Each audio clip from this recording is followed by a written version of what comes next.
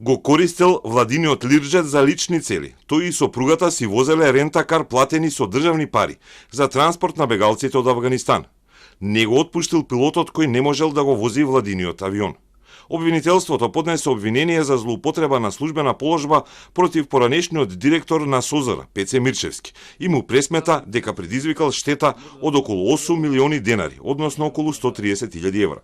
Мирчевски беше во притвор, а со кривичната пријава беше осомничен и за подкуп, но митото не се докажа.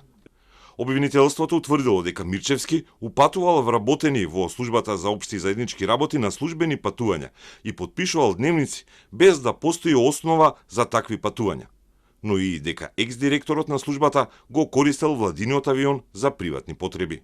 За приватни потреби и без да постои основ го користел владиниот авион Лирџет 60, а при патувањата од сметката на СОЗР се вршени плаќања по разни основи. Освен тоа, за хотелски и угостителски услуги обвинетиот неосновано користел средства од службената картичка издадена на негово име. На тој начин го оштетил буџетот на СОЗР за значителен вкупен износ од 2,5 милиони денари или 41.600 евра.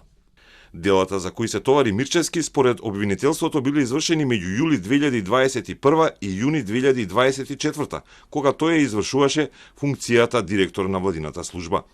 Во последната година од неговиот мандат му овозможил на пилотот на лирџетот да зема плата, иако знаел дека тој пилот не ги исполнува условите за да лета со владиниот авион. Пилотот зел околу 80.000 евра плата за период од 8 месеци. Пеце Мирчевски во кратка телефонска изјава не сакаше да коментира. Ќе докажуваме во судски процес. Не сакам со изјави да го нарушувам процесот и на крај ќе дадам изјава за случајот. Обвинителството соопшти дека Мирчевски подпишал со фирма за рентакар за транспорт на афганистански бегалци, а за време и по престанокот на неговиот мандат, директорот и неговата сопруга користеле возила рентакар без да платат на фирмата и патувале низ Македонија, но и во странство. За рентакар фирмата не се најдени докази и е прекината истрагата.